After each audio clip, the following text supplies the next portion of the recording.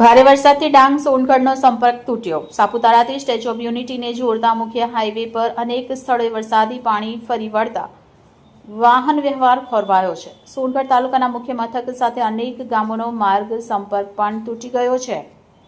પ્રશાસન દ્વારા લોકોને બિનજરૂરી મુસાફરી ટાળવા તેમજ સાવચેતી રાખવાની અપીલ કરવામાં આવી છે। સોનગઢ તાલુકાના અનેક ગામડાઓ સાથે સંપર્ક વિહોણા થયા। જ્યાં પુલ પરથી પાણી ફરી વળ્યા ત્યાં સ્થાનિકોએ તંત્ર પાસે પુલ ઊંચા બનાવવાની માંગ કરી। અવિરત વરસાદથી કોઈ જાનહાનિ કે માલહાનિ ન થાય તે માટે તંત્ર વરસાદની પરિસ્થિતિ પર સતત વોચ રાખી રહ્યું છે। રિપોર્ટર વિકાસ પાટીલ, બુલેટિન 26 ગુજરાત ન્યૂઝ, તાપી।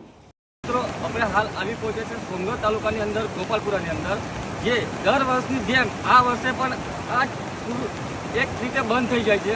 આ રોડની જે ખાસિયત વાત કરીએ તો આ રોડ જે છે એ સાપુતારાને જોડતો રોડ છે। દર વર્ષની જેમ આ વર્ષે પણ આ જ રોડ બંધ થઈ ગયો છે।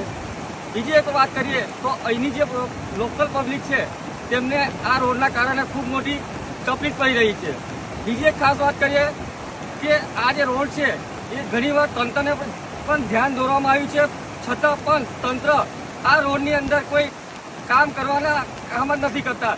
જેમ કે આ રોડને જો ઉપર થોડો પુલ ઉપર કરી દે તો આ સમસ્યા કાયમના માટે બંધ થાય તેવી છે। હું વિકાસ પાટીલ, બુલેટ 26 ગુજરાત ન્યૂઝ, તાપી। મારું નામ જમુભાઈ ગામિત, ગામ ગોપાલપુરા। આજે પુલિયા પરથી પાણી ફરી વળ્યું છે અને તાપી જિલ્લા સાથે ડાંગ જિલ્લાનો સંપર્ક અત્યારે ખોરવાયો છે, ત્યારે શું કહેશો? અત્યારે ડાંગ જિલ્લા સાથેનો સંપર્ક અમારો ખોરવાઈ ગયો છે। એના લીધે ઘણા બધા લોકોને નુકસાન થઈ રહ્યું છે। વાહનોની અવર જવર થતી નથી। હું પણ હમણાં ફરીને જ આવ્યો છું, ગોપાલપુરાનો છું, પણ આ જામખડી થઈને વડપાડા જઈ રહ્યો છું મારા ખેતીના કામે। તો ઘણું નુકસાન થાય છે અને આ જે ગોપાલપુરાનું પુલિયું છે એ ઊંચું કરાવવાની તાતી જરૂર છે।